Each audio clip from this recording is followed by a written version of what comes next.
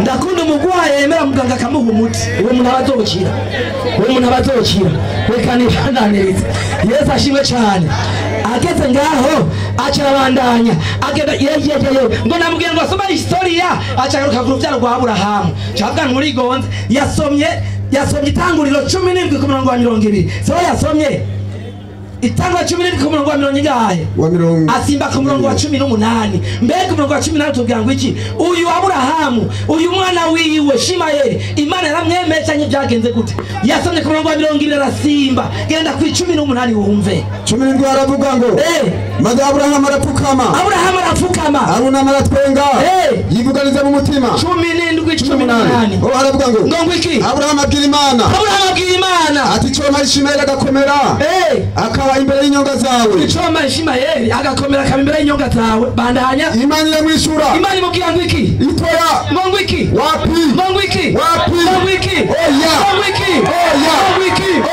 bandanya ariko kuri Sara umugore wawe niyo uzobyara umwana nyazobyara iki nahogezaho Yesu ashimwe cyane ariko ngo bagiye kubashumbira aho batazi bagiye kuyerera itanguriro 21:10 gushaka 12 bagiye kuyerera itanguriro 21 bandanya umurongo w'10 mutari vyanditswe 10 aravuga ngo 20:10 aravuga ngo iki bituma abari Aburahamu Sara abwira Aburahamu ngo iki atirukana iyo nshoreke n'umwana wayo bandanya kuko umwana w'inshoreke atadoganwa n'umwana wanje Isaka komeza Aburahamu ababatwa cyane n'ibyo mwana wiwe abanda kujya amasantima ngo mbega bashaka kirukana agahungu kanje ndabigenze gute Imana imubwira ngo iki Imana ibari Aburahamu ngo iki itereka ko bazana ibyo mwana wawe inshoreke yawe ibyo mwana nivyigo birakubabaza usu umwana wawe bandanya he ibyo Sara kubariye byose n'uvyemere n'ubwire gute n'uvyemere none ngo amwirukane ntamwirukane bandanya kuko kuri Isaka ari urutaro rwawe ruzokwitirirwa urubyaro rwa Aburahamu ruzova kuri Isaka ruzova kurinde Isaka reka kwihomako Shimayeli ni ndogoba y'inyeshamba itanguriro 16:12 12 havuga ngo iki 16:12 haravuga ngo iki mu bandi bantu azomera nk'indogoba y'inyeshamba Shimayeli ngo indogoba ya hehe inyeshamba yo mw'ishamba igikoko kijyana bandanya mwandi bane twanyinda kwa banyimisi nyeshamba bandanya atohanga abantu bose abantu bagira gute hango na bose adogira iterabwoba ku bantu bose mu Burundi baradutera Somalia baradutera Nigeria baradutera nazo hango na bose Ubufaransa batere Abongereza batere Abanyamerika batere bandanya adopolisi ngiye amahera gusitabene sewa wabo adopolisi sitabene wabo twigishirize icete cyambere cya Yohana 2 kandi vyanditswe icete cyambere cya Yohana ego icete cyambere cya Yohana 2:14 haravuga iki 2:14 haravuga ngo iki narabandiki changamka 4:14 oh 4:14 havuga ngo iki banaje 2:14 haravuga ngo iki natwe twarabibonye twaragize gute twarabibonye bandanya tubishingira inawe bandanya nuko data twese yatumye umwana we kuba umukiza w'isi yose umukiza w'iki w'isi yose umukiza w'iki w'isi yose Yohana 3:16 baraba mapingi ngira ngo araheze hiyo umwanya wanjye aravuga ngo iki kuko urukundo Imana akunda bari mu isi bari hehe abari mu isi abayisemo barimo ntibarimo ngira ngo bari mu kirere bandanya ariko rwatumye itanga umwana we w'ikinege komeza ngumwizera wese ntapfe rubi ariko ahabwa ubugingo budashira ahabwa iki ubugingo budashira abari mu isi bose ikibazo nasengani nagikorako natanze hadisi iri muri Nuru wal Marjani paja 52 hadisi 56 Muhammad yabwiye abo bari kumwe ngo mbega muzovyifatamo gute Yesu mwene Mariya niyaramuka aje muri mwebwe akaza ari umucamanza muzobigenza gute? Ncambaza ikibazo abo yari karabwira nimba tume ku Isirayeli gusa bari bande, bari mu kihe gihugu, bari bahagaze hehe? Yakozeko nchana bandanya ni Yesu niyaza ngozomanukira Damasiko, nchana kwanza beka Damasiko ni gisagara cha Isirayeli kona Yesu ari hazoza. Yakozeko nimuze kwa Yesu abakunda kuko mana zimitima. Yesu abakunda afite urukundo, afite imbabazi. Icagomba gusa gupfa kwemera kuri umunyavyaha araguharira, arakugirira imbabazi. Ikoye gusa nukutemera. Hari abantu uhagakiza bakanga no kukakira ku buntu. Vyose vyarazimvye mu gihugu ariko agakiza karacari ku buntu, agakiza karacaguga ubuntu. Ukije urakaronka ukanga gehonomu. Sinabwa gehonomu, ndabwira ubuntu bw'Imana, ndabwira ubuntu bw'Imana. Amajina arahera, amasatani arahera, ariko wigire mu ijuru. Mwami Yesu amahero ahacatse no tayanje hazike no tayanje yo ni myinshi. Yesu ashimwe cyane. Uyu muntu abakunda Abaroma 9:24 zari vyanditswe. Abaroma 9 ego 24 havuga ngo iki? 9:24 haravuga ngo iki? 9:24 haravuga havuga ngo iki? Kuri twebwe abo yahamagaye si mu Bayuda bonyene, si mu Bayuda bagize gute? si mu Bayuda bonyene kakarusha bandanya, ariko no mu banyamahanga, ariko no mu baki, mu banyamahanga, no mu baki, mu banyamahanga bandanya. Nkuko yavugiye mu kanwa ka Hosea bandanya, tibatara abantu banje ngo bita abantu banje, batara abantu banje ngo bitiki, abantu banje ngo bitiki, abantu banje. Efeso 3:5 Abanyefeso 3:5 nani vyanditswe? Abanyefeso 3:5 ngo iki? 3:5 haravuga ngo iki? Ivyo abana b'abantu babimenyesheje mu bindi bihe, nibabimenye mu bindi bihe bazigenda gakeyi cage Yesu atari bwapfe, nibari bwabimenye. Bandanya uko muri iki gihe intumwa ziwe zera n'abavugishwa nawe babimenyeshejwe, komeza babishirwe namwe mu yera. Bandanya yuko abanyamahanga basangiye natwe ibiragwa, abanyamahanga basangiye n'Abisirayeli iki? Ibiragwa basangiye iki? Ibiragwa abanyamahanga basangiye n'Abisirayeli biragwa amaboko hejuru. Manura abanyamahanga batazonukira mu bwoko bwa Isirayeli amaboko hejuru. Ngene yifashe yumiwe. Haleluya, amen. Yesu arabakunda, Yesu arigamba batabare. Mwami Yesu abamihera umugisha. Amashimesha amashini make yemwe kunyigisho nk'izi ziriko ziracanga ku masanganzira. Ayo mashi kabisa yari ikwiye kwaba bavuga butumwa bacu. Imana ishimwe cyane. Bavuze ngo nitwo kubako tuvuge ngo Imana ishimwe, Imana ishimwe shengero ry'Imana. Murakoze. Aha, aho rero murakoze. Umwanya w'iminota 10 twari tubongeye urarangiye kandi mwawitwayemo neza cyane. None rero burya ibintu biracabandanye. Tugomba tuje mu mwanya w'ibibazo hamwe n'inyisho. Hanyuma ikibazo kiza kubazwa mu minota 3. Iminota 3 hace hahagurutswa uza kucishura mu minota 7. Hanyuma uwo yakibajijwe atavuga ko yishuwe cyangwa atishuwe mu minota 5. Hanyuma rero ntatevye abazanye icigwa n'abayisilamu sibo boca bibaza ikibazo. Reka tusubiza mikrofone ku ruhande rw'abakozi b'Imana baba Kristo kugira ngo baze babaze ikibazo bajya bagenzi batuzaniye ico cirwa. Kaze haje Moses mwe muratubika umukanda mugumye. Haje Moses amashimwe twakire mushitsi yajava ibijumbura.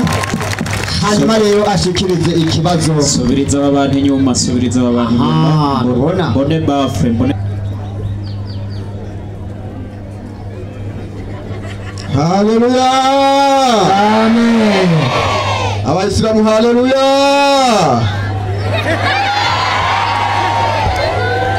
Musanzwe mpawe umwanya w'iminota 3 kugira ngo nshobore kubaza ikibazo, ariko ndiko nakurikirana ibyigwa ingene byagenze.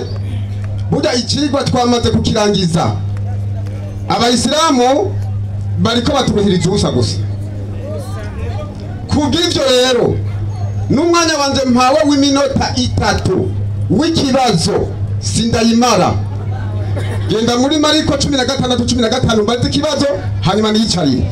13:15 aravuga ngo havuga ngo iki? arababwira Yesu arabwira abigishwa biwe ati nimugende muje mu bihugu byose, ati nimugende muje mu bihugu byose, mubwira abaremwe bose ubutumwa bwiza. basi Yesu arababwira abwira abigishwa biwe ati nuko nimugende muje mu bihugu byose mubwire abaremwe bose ubutumwa bwiza.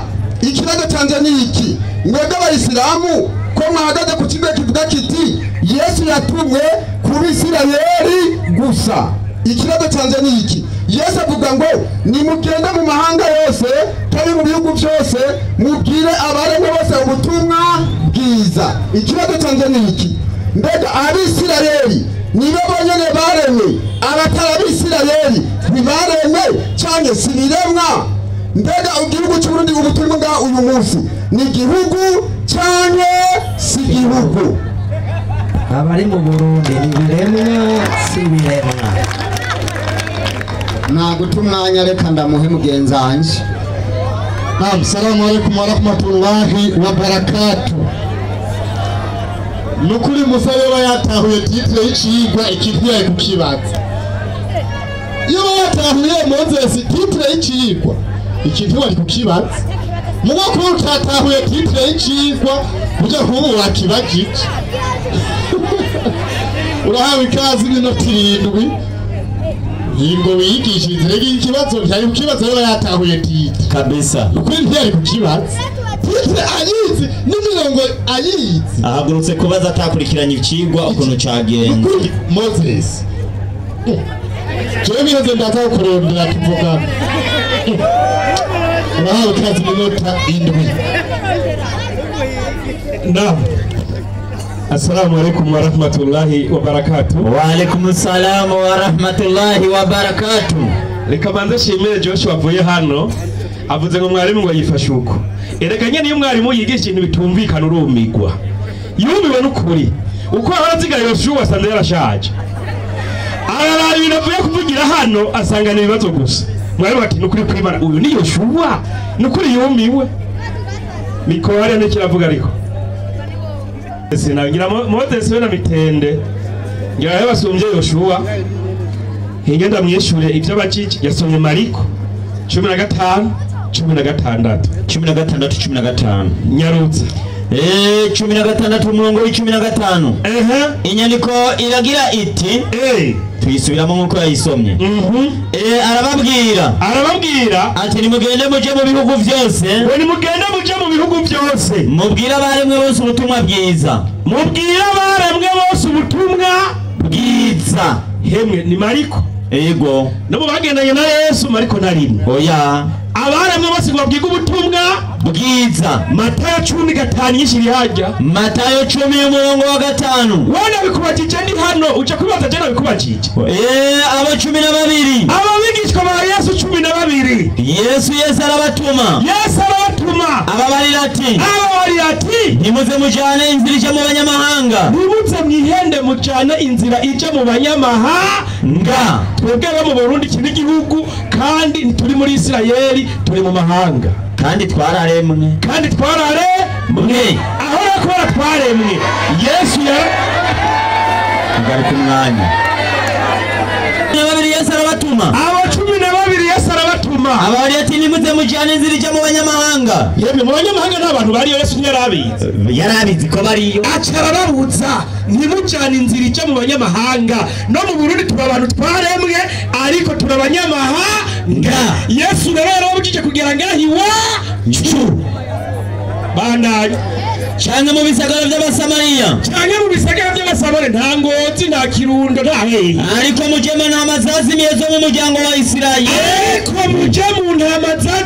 z'umuryango wa Isirayeli. Abanyene bacaramye ngo bose n'Abisirayeli. Reka nibarize Bibiliya, mbega Abisirayeli baje hano ivyabo bite? Yosuwa 12 umurongo w'7 nyandikira giriti abo bose ngo n'Abisirayeli. Yosuwa yarabaremesha ngo muri Abisirayeli kandi Yosuwa niwe yabaremesheje nyine. Reka tuje muri Yosuwa 7:12. Reka twumve cyane inyandikira giriti igira ngo iki icyo nico gitumye abisirayeli icyo nico gitumye abisirayeli bo kumasanganzira badashobora guhagarara imbere y'abansi babo nukuri bashaka guhagarara imbere y'abayisilamu bakabinjika ibitugu imbere yabo bashaka kure kuri koti ngo byimbe hano tubwira yuko ari umurozi ibintu kuko abisirayeli bo muntu uzagiye kumasanganzira bahindutse ibivume murakavumya sasa Yesu yatumwe kuri bande si sawa ego byakozwe n'intumwa 5:31 ivyakozwe n'intumwa 5 twirire umunyenga murongo wa 31 kumvise ko ari ibivume twirire la tuva imbere y'ibivume nyarutsa inyandiko irababwira iti wiki muyikurikirane neza uyo Imana yaramushize hejuru abakirisi bose bo kumasanganzira ibivume bemera ko Yesu ari iki Imana ariko Bibiliya ngo Imana ngo yashize Yesu hejuru Yesu atari iki atari Imana ibivume navyo ngo Yesu ni iki ni Imana komeza Imana yaramushize hejuru n'ukuboko kwayo atwo Yesu Imana yaramushize hejuru n'ukuboko kwayo kwiburyo ngo abe umukuru n'umukiza ngo ahe abisirayeli kwihana mwabivume ari mwihane Yesu yatumye ku Bisirayeli ngo bagire gute bihane abarundi ntituri mo nakaranga muntu yanje handitse ko ndi umurundi sindi umwisirayeli mwari mureka ndabongere 4:17 Matayo mana y'urundi ngangene ndabongeye bakunda abisirayeli bibivume ivyo bivume twari turi bivume abarundi inyandikira babwira iti ibabwira ngo iki guhera ubwo Yesu atangura kwigisha ati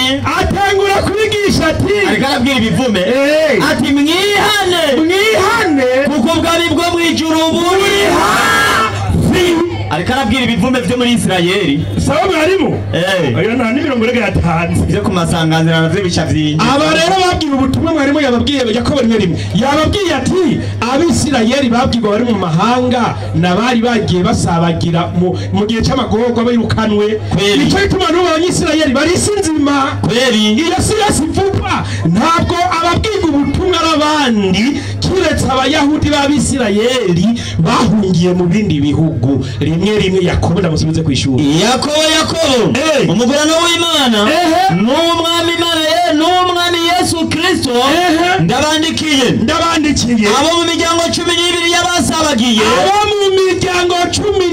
y'abasabagiye mu isi yose b'Abisirayeli nibo bakubwirwa ubutumwa mu isi yose ariko b'Abisirayeli 11-19 ibikorwa by'abatumwa tugire ko dukubite abana bo muri Barundi Isirayeli kabisa murakwa karanga muntu na passport muce muri Israeli kwitora inyandikira abana yiti nuko abasabagijwe n'amarushwa yabaye kubw'ivya Stefano baragenda bashika Foinike Kupuro muri Antiokia atabandi babarira ijambo ry'Imana atarabayuda bonyene abandi babwiga ubutumwa bwa Yesu abo nibo bagiye kubwirwa abasabagira ikarusi abagiye muri Kongo abagiye mu Muramvya ariko babayahudi gusa Yesu ati sinatumwe ku bandi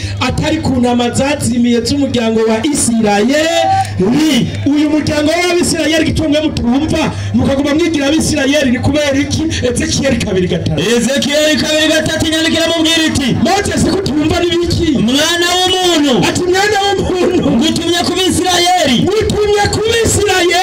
kwihanga ry'abagarariji aba bose ngo n'abagarariji bagize gute bangararije niba mumaze kugarariza Imana twari twabumvisha oya niba mwaramaze kugarariza iki Imana sasa reka nibarize ya Bibiliya nyene y'Igiswahili nahera ko kare cyangwa ikibazo sinagiheba Matayo Bibiliya uzima tere iyo Bibiliya nyene sawa ya Kiafrika safi sana 15:24 Moses niyaduka hana vuguruza uwo murongo gwaze kuvuguza cyo twemera kwa nyaye mwego nukuri 15:24 nyarotsa inyandiko iramubwira iti imubwira ngo iki ayumvirize neza urumviriza Moses akajibu nimetumwa kwa kondoo wapotevu ati natumwe ku ntama zazimiye wa nyumba ya Israeli tu. Moses wewe uri umunyabujumbura ejo yavuze ngo nta giswahili tuzi igiswahili wakizi ndazi nawe ko bakivuga kwa nyumba ya Israeli tu umurundi arimo iyi tu maana yake nini nuhagurukaza hano kwa nyumba ya Israeli tu iyi tu yani nta wundi none ikosa riba icagira abasilamu eka cyari ikosa n'abakwandikiye Bibiliya sizawa somiyo nayo Yesu akajibu nimetumwa tu kwa ajili ya kondoo wa Israeli waliopotea. Kuna matati metumuryango wa Israeli natumwe gusa uri mu kirundi ise burya natumwe gusa ku ntama zazimiye z'umuryango wa Israeli cyenda kubaza ati Israeli ni Yakobo yarongoye abagore bangahe 4 ababyaka buryago 12 y'Abisirayeli cyenda kubaza nti nimba uri mu Bisirayeli upfa ku mugore agira kangahe wa Yakobo yaciye ahunga yigeze yishura kuva baza hano aho ntiyokorako ari mushobora gukorako Yesu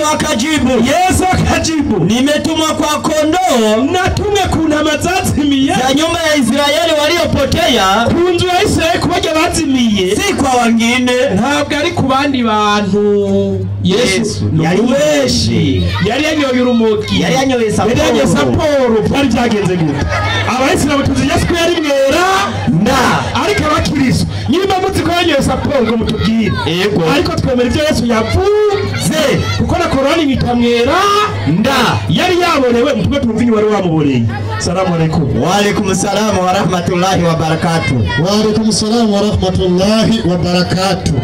Nico gituma tumva kibajije ico kibazo naciye mvuga ati ntiyatahuye titre y'ikibazo y'icigwa turiko turigako n'ubundi turaguhaye mwana ingo uvuge ko wishyuwe canke utishyuwe iminota 5. Sawa, reka dusabe kandi ku ruhande rw'umukristo yabajije ikibazo agaruke mu minota y'5 ngira ngo by'ukuri n'abari ngaha bo kumva mbe yamwishuga yenu uhava ngira gusubiramo ikibazo cyuko navyumvishe.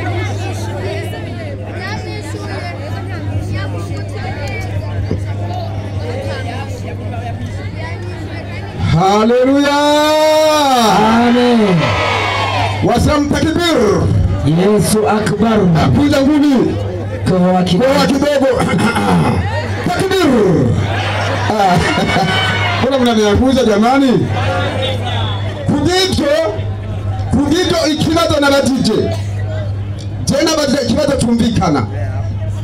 Ariko kumuhagarikizi afadikanije n'umusomyi wiwe nuje kwishura ikibazo ngo sinakurikiranye ikigwa ntiyabona kurikiranye ikigwa sinari kubaza kibazo ariko ntiyabona yuko icyo kibazo kiri mu mutego kandi yafashwe. Nyamuvuga yuko Yesu yatumwe ku Bisirayeli sawa hanangiye muri Mariko 16:15 Yesu abwira abigishwa biwe ati nuko nimugende mujye mu bihugu byose mugire abaremwe bose ubutumwa bwiza. Ncandabazani ko mwebwe muvuga yuko Yesu yatumwe ku Bisirayeli mbega Abisirayeli nibo biremwa gusa abandi bantu atari Abisirayeli si biremwa? Mbega Uburundi tobo turi ngaha mu Burundi igihugu cy'Uburundi ni igihugu cyane si igihugu? Yesu avuga ati Uburundi ni igihugu ati natwe kandi abandi turi biremwa ati mugabo Yesu nagizene ntiyaje kuducungura. Kumbe wemeye kone kwose yatumwe rero ku bantu bose cyangwa bigisha abantu ku mahanga yose bavuga ubutumwa bwiza. Kumbe yatumwe no ku Barundi n'abakondi bino bagirane bizere wakoze. Nico gituma ngo mumbera n'amasi kuko yisuye burya namuteze umutego acunga ngo mu butamenya ariko kuko gucakanyikirwa acagenda muri Matayo 10 were ku murongo wa mbere ngo Yesu mu bigishwa yatora batoranijemo ngo ntabwo mariko wagitsene arimo ariko cayibagira ijya mariko 16 15 nyene ate kugenda mu mahanga yose mwendura abantu ko bigishwa bande naje bigishwa wa Yesu hapo vipi naje ndimwe uyu munsi hanapenda rero atagatijo n'ibihagije rero ngo mbara n'abatumwe kuri abo bantu aribo b'Isirayeli ngo babaye iki ngo babaye ibivumwe atagenda muri Yosuwa 7:12 ariko ntera ku murongo wa mbere abanza bitari cyabaye ni wagize ikibazo kijya hari umugabo witwa Akani yari yakoze ikosa bituma kwegera ab'Isirayeli bagwa mu mutego ariko reka nibarize Korani by'ukuri mbega tubaze Korani ab'Isirayeli barahezagiwe cyane barahezagiwe nibivume cyane sibivume 44 12 Korani mwananje 44 aho nyasize umukozi ine na kane tatu na kangahe mwari na kabiri haravuga ngo natwabachagua Mayahudi abayuda twarabaporanije ba ujuzi wetu mu bumenyi bwacu kuliko walimwengu wote wengine gusumba bari mwisi bose aha bandanya itatu na gatatu bandanya natukawapa katika mambo yetu hana ngo dusatuba mu bintu byacu mambo ambayo ndani yake mna neema kubwa ngo abo bari rero ngo twace tuba ku bintu byacu muri byo harimo ubuntu buhambaye budasanzwe zirizo zahiri bugaragara gezaho ariko abayisilamu bakakurego ngo bete bagitse ngo bisari bagitsene bapumwe ngo kubera iki yatengana muri Mariko 1:14 Yesu waje kuvuga ubutumwa bwiza yagiye abisirayeli bagirene bihane ngo icyo ngo bigire icyo bitumwe bigirene kihane tupayapuze ngo kuri kwa abanyabya 47 Qur'ani 47 Qur'ani 47:19 ukwenda ukina kuri runo rubuga kweli haravuga ngo ari tubona twicare haje kweli nakuravye tujana umwana kweli katamba kabahuja kati haravuga ngo Muhammadi menya yuko ataunda kuyaguzengwa tubatimani mwa rudende nuko Muhammadi nuhihana ivyaha vyawe n'ivyaha by'abayisilamu b'abagabo n'ivyaha by'abayisilamu b'abagore kuya yavuze ko abisirayeli bakwiye kwiyana kumva n'abaki abanyabyaha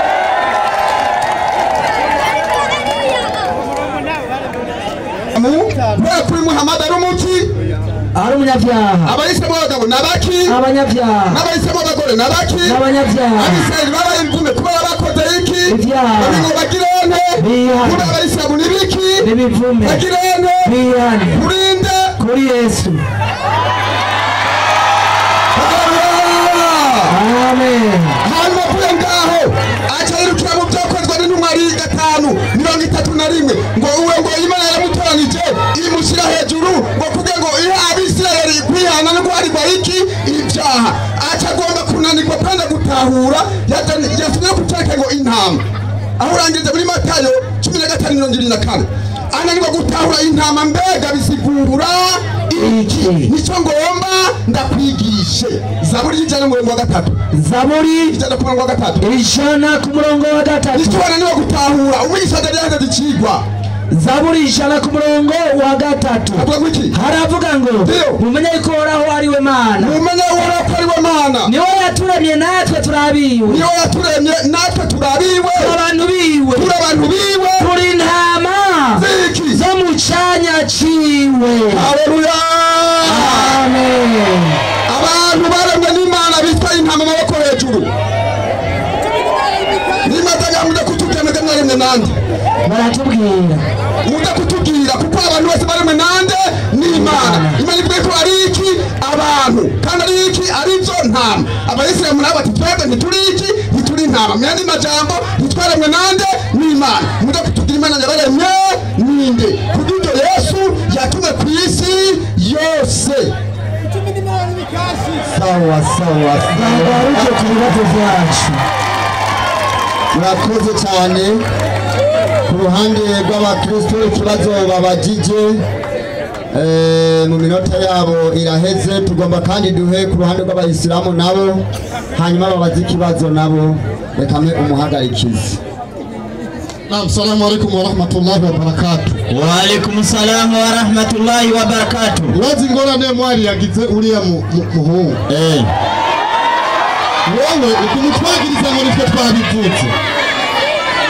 twese twe twabivuze Yesu erega twese twe twabivuze oya si twebwe erega wewe jewe ntiyatahuye iki si twe tubivuga yuko yatumwe ku Bisirayeli gusa niwe yavyivugiye ivyo kumutwagiriza ngo ko bavuga bandi avuye ngaho ko baje Yesu yari yaborewe yari yagweye saporo byari byagenze gute erega kwa kudatahugirwa icigwa agomba avuga ngo muvuga bandi ni Yesu ubwiwe ntawe umuvugira ntawe mwandi niwe yavyivugiye urahawe kazi iminota 3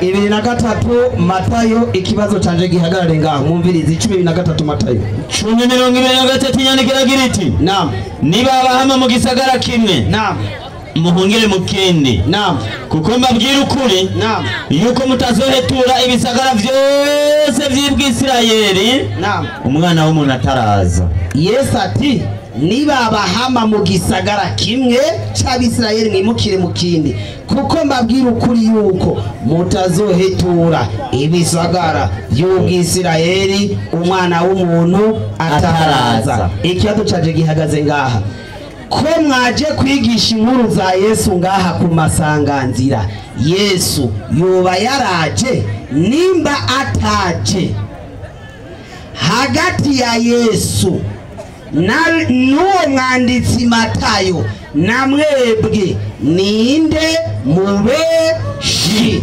ndasubiramo Yesu avuga tuti nibazorangiza kwigisha ibisagara by'Ubwisirayeli inkuru za Yesu yose ataragira iki ataraza nimba mwebwe muriko murigisha inkuru za Yesu ngaha ku masanganzira Yesu yaraje nimba ataje hagati ya wewe uje kwigisha inkuru za Yesu ngaha na Matayo umwanditsi na Yesu umubeshi ninde 17:18 Biblia neno Yoshua nutugarukane gutwarukana ibibazo vya Ishimayeli Biblia neno takatifu iva muri New International Holy Bible soma yo kunkuru za 17:18 fanya haraka inasema hivi naam tunaanzia 17 fanya haraka Abrahamu akanguka kifudifudi Abrahamu agwa hasi imbere y'Imana arafukama akacheka na kusema moyoni mwake je naam mtu wa miaka 100 naam anaweza kuzaa mwana naam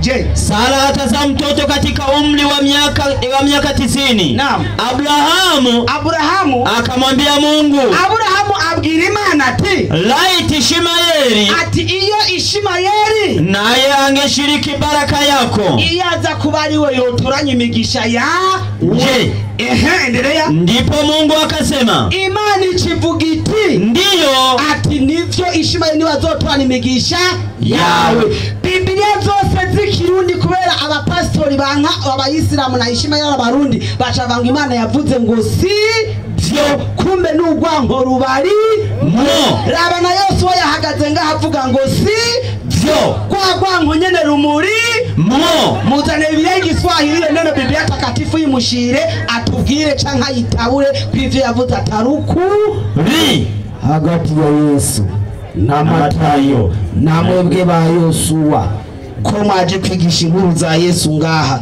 Yesu yavuze ko batazohetura Isirayeli ataragaruka yaragarutse nimba atagarutse icabazanye ngaha n'igiki ninde mubeshi hagati yanyu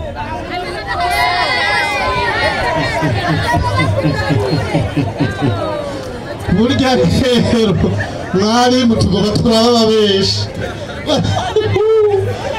muri kuramwo ntibikuramo mwene kitiringo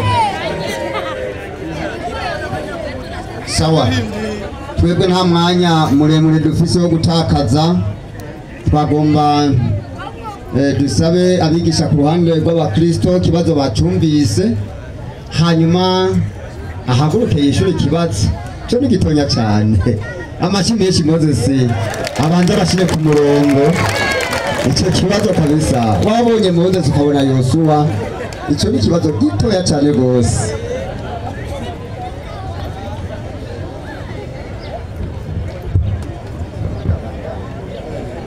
Haleluya, amen. Iki kibazo arajije nibaza yuko n'umwana muto ari kucishura, ariko kubera yuko bahagurukije twebwe nyene turakwishura ntugire ikibazo. Ariko imbere yuko nda ku kibazo cyawe ugumye ugaruka kandi kubya Ishimayeli ugomba kutwereka ngo yagize no yahezagi ibyo byo guhezagirwa n'ibisanzwe nabyo narahezagiwe. Abanyefeso 1:3 bavuga ngo iki? Abanyefeso 1:3 bavuga ngo iki? 3. Nabimeze ngo twebwe twahezagiwe amana Ishimayeli 1:3. Imana y'umwami wacu Yesu Kristo, Imana y'umwami wacu Yesu Kristo ari yose iragahezagirwa yaduhezagiye imihezagiro yose y'imwemu, yaduhezagiye imihezagiro yose y'imwemu ahantu ho mwijuru muri Kristo. Bakani ngaha mwisi aho mwijuru muri Kristo. Imwe mwishatsa muri Kristo n'imihezagira kwa Ishimayeli yahezagiye kwazo bigikoko kijyana. Uwo muhezagira muratwara tubagadagiye musangire nawo kuko muri bamwe nyene. Hanyuma reka nibarize kibazo abajije muri Matayo 10:23 usubira aho hantu. Matayo 10:23 niho yabarize kibazo cyo 10:23 ndio haravuga ngo nahagaze mwarimu avuga ngo iki 20:3 haravuga ngo niba bahama mu gisagara kimwe. Yesu ariko arabwira abigishwa biwe ati niba bahama mu gisagara kimwe muhungire mu kindi, kuko mbabwira ukuri, kuko mutazohetura ibisagara byose by'Ubwisirayeli umwana w'umuntu ataraza.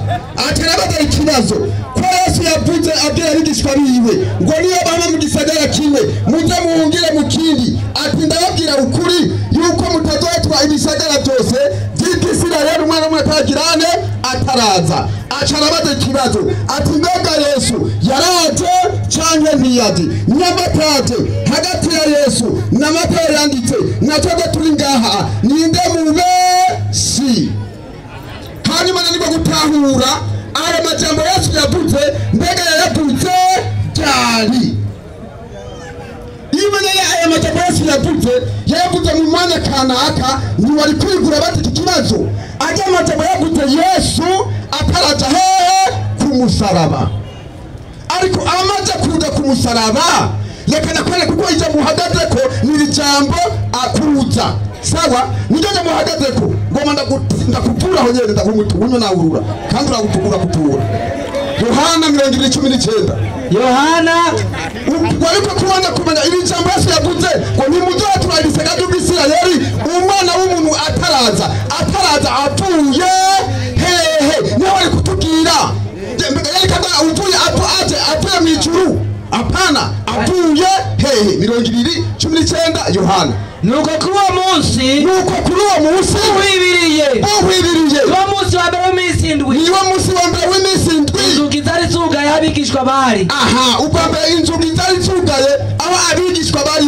Aha kubwo gutinya Abayuda Yesu araza ahagarara ababwira. Yesu agirane araza kumbe Yesu yaraje agirane ahagarara hagati yabo arababwira basi mariza ati amahoro abe muri mwebwe. Basi kumbe Yesu iryo jambo ariko aravuga rijya twabonye muri Matayo 10:23 kwarukuza avuye mu bapfuye. Soma ku murongo wa mbere aho nyene ku murongo wa mbere haravuga ngo ku wa mbere w'iminsi indwi mugahuru atabona Mariya Magadalena aja kumva genda kuri 5 haravuga ngo yunamye arungurutseyo abona za mpuzu zera zirambitseho ariko niyinjira. Basi kwereki Yesu yatutse mu bapfuye. Yesu ariko abwira abigishwa biwe yuko batazotora ibisagara by'Abisirayeli bose umwana w'umuntu ataza avuye hehe mu bapfuye. Nico gituma rero amaze kuzuka avuye mu bapfuye yaciye avuga ngo iki ibyakozwe n'intumwa 1:7 ivyakoze n'intumwa rimwe ndwi yaciye ababwira ngo iki aravuga ngo ku murongo w'indwi arabishura ati ibyanyu kumenya iminsi canke ibihe data yashinze n'ububasha bwiwe wenyene ariko muzohabwa ubushobozi muzobizabona vyo kunshingira intara i Yerusalemu kabiri Iyudaya hose gatatu ni Samariya kane gushitsa ku mpera y'isi Uburundi burimwo ajamajama yafite ibice bingahe bibiri ubwa mbere yateye ko umwana w'umuntu ataza avuye hehe mu bapfuye amaze kudukavuye mu bapfuye atarabatuma agenda mu isi yose basi kubw'ibyo rero ujya guhakana ko Yesu atatumwe ku isi yose bisigura ko udakeneye iki agakiza kandi Korani yatubwiye yuko abayisamo abagabo n'abayisamo abagore na Muhammad ubwiwe arabanyabyaha muzopfira mu byaha byanyu ariko mwizeye igikorwa Yesu yakoze amaraso ya Yesu arabeta ibyaha byose icete cya mbere cya Yohana 2:1 mwana ndangiriza icete cya mbere cya Yohana 2:1 cya Yohana ndio kabiri abigisha bahangana nifashe kugasakano kabiri imwe aravuga bana banje bato bandika ivyo kugira ngo nimukora icyaha kandi hagira umuntu akora icyaha dufise umwita kuri data wa twese Yesu Kristo umugororotsi kandi uwo niwe muhongano y'ivyaha vyacu mugabo ariko si ivyacu twenyene ariko ivy'abari mw'isi bose abari mw'isi amaboko hejuru bari mu kirere byo twagendera n'ibindi biramategeko n'afisi reka bibereye ikuzimu urakoze cyane mu mpera yanjye masiye mwarayakuye kabisa uwo murongo ngira ngo ntawe bari bwabone mundindire gato bamenye ko itari nyamurage nukuri Yesu ntiyari nyamurage yari kuvuga ati jewe nzoza mvuye mu kuzimu kandi nzoza mvuye hanahana nzoza ndumuzuka nukuri ko Imana ahagaze ngaha wasanga mwongera ubundi munota anyereka ahantu byanditse ibyo yavuze yuko Yesu azoza ari umuzuka ari uko abanje kuzuka ari umuzimu Yesu avyivugiye ati je nzoza ndi umuzimu ati jewe ivyo uriko uravuga mwarimu yavuze oya sivyo Waisilamu inna lillahi wa inna ilaihi raji'un nico gituma mbabazwa n'umuisilamu anegrija kuja kwiga nico gituma jewe ndabazwa n'umuisilamu anegrija kuja kwiga nibuka bivugira hano mu rusengero atamusiramu ahari mu rushengero murabyoroshe nuko wogenda uyitami yego nukuri Moses kandi turabutse wamwenye kiti ndafise iyi minota yo kuvuga ibyo bavuze bitanditswe ndabifise kubivuga kubera ko nico kiba canje mwe mushira ibintu ku murongo aje ngaha azana inyandiko kweli urahawe kaze mwarimu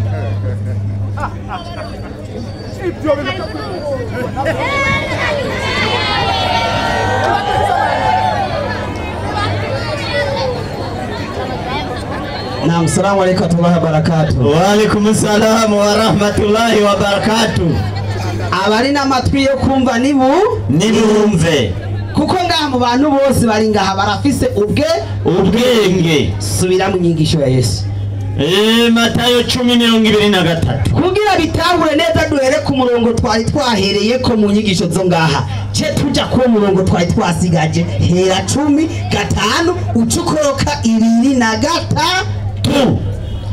abo 12 Yesu arabatuma sinzi ko yarabatumye avuye ikuzimu abo 12 Yesu arabatuma arababwira ati ntimuze mujane inzira ija mu banyamahanga Yesu yabanje kubatuma arabihaniza Yesu ntakomeye ntimuze mujane inzira ija mu banyamahanga cyane mu bisagara by'abasamariya ariko muje mu ntama zazimiye zo mu muryango wa Isirayeli Yesu mu kubatuma yarabihanije nagira handi muja mu ntama zazimeze inzu yande ya Isirayeli. Mbega Yesu waciye babwira gute 23 rero wababwiye ngwi ki navyo gupfa biravugwa harabandanya hati niba bahama mu gisagara kimwe. Yesu ati ivyo bisagara ndabatumye mu by'Abisirayeli niba bahama mu gisagara kimwe muhungire mu kindi kuko mbabwira ukuri yuko utazobe turi bisagara vyose vy'Isirayeli umwana w'umuntu ataraza. Yesu yabwiye abigishwa biwe tuti nibazigera bareka kwigisha ibisagara bya Isirayeli babimare Yesu ataragira iki ataraza. ari nayo mpamvu nari nabateza Abagalatiya 7:2-8 ko Petero na Yohana bavuga yuko batume ku banya-Isirayeli bakebwe. Uyu Paulo nawe ayatume ku banyamahanga batakebwe aribo bamwebwe. Intebe yabateguriye ziri hehe. Yabandanije asoma makete ya Paulo gusa hariho umwari bahagaze ngaha ngo ntuzi ngene Bibiliya ngo ipanzwe ngene ngo bahanuzi muze urazotoye ico cigwa ndagukarange. Yego vereno Urazotoye ico cigwa inimba yarazi yuko ingene Bibiliya ipanzwe. Hari ico twita isezerano hariho injiri hariho igitabo cy'ibyakozwe n'amakigenga hariho na makete 13 ya Paulo. Kuki amu makete ya Paulo avuga ko nawe yatumwe ku banyamahanga utasomemo n'intebe ni wabitunge wabitinyiriki ariko ndamuraba umwe yigiye umusomyi mu kibazo yabajije muri Mariko 16:15 Mariko 16 guhera ku murongo w'icenda. Muntu wese ufise Bibiliya muhiri wawe uze kugenda urabe uraziti gusha ku 200 uraziti bisigura na majambo baze muri Bibiliya biyongerera batomeka nimba mura uraziti imariwahi wa ina ibirajohuna. Umuntu wese afise Bibiliya aze kugenda arabe hajya hanu impamvu haziti ni nayo mpamvu yaciye agenda kurondera ku majambo bakwegera Yesu atariyo. Ariko Yesu turangize by'ukuri na Yohana waramubwiye ko watume ku banya-Isirayeli gusa cyane wari bagiye 2:9 ivyahishuriwe Yohana inyandikira giriti hazumwe muri abamarayika ndwi bari bafise zanzavya ndwi zuzuye ivyago ndwi vy'iherezo avugana nanje arambwira ati ngwino ngwere ku mugeni umugore wa mwagazi anjana ku musozi munini ndi muri mpwemu anyereka umugore wa Yerusalemu uri kuva mu ijuru uva ku Mana ufise ubwiza bw'Imana ubukayangana kwawo gusa no kubejya kabuyanga y'igiciro kinini cyane nk'akabuyanga kitwa sipi kabonera nk'iciro ruzigujwe n'urugo runini rurerure rufise ibirimba 12 no mu birimba hari abamarayika 12 kandi hari amazina yanditsweko niyo y'imiryango 12 y'Abisirayeli. Yesu yaramenye ko hari abantu bazoza bababa nk'aba bari ngaha ku masanganzira atavuga ati Yerusalemu wo mu ijuru reka shire ko kortire muri kortire acashira abamarayika 10 nabangahe n'ababiri muri Yerusalemu baca bubaka ibirimba 10 nabingahe 12 muri bya birimba 12 baca bandika ko amazina 12 ya miryango 12 y'abanya-Isirayeli kabasye ntimuri na Yerusalemu yaramaze kuzura hama mwebwe muzoca muja habage bunamye bariwe bavuga bati ifu iramene kumbe twabwira Yesu nico gituma Yesu yavuze ati mwe mwankurikiye muzokwicara ku ntebe 10 na zingahe na zibiri mucira imanzi imiryango 10 n'ingahe n'ibiri y'abanya-Isirayeli. Yerusalemu musha ikimenya ko batojamwe abayesi ko acobashiraho n'urupangu basizeho urupangu bashiho n'abasiti b'abamarayika baca bandika ko amazina 12 iga 13 y'abanyamahanga muri Yerusalemu musha gitwa ngwiki. Salamu alaykum wa barakatuh. Wa alaykum salam wa rahmatullahi wa barakatuh. Hasumu musobanura umuntu wa ni nyandiko zisobanura izindi nyandiko.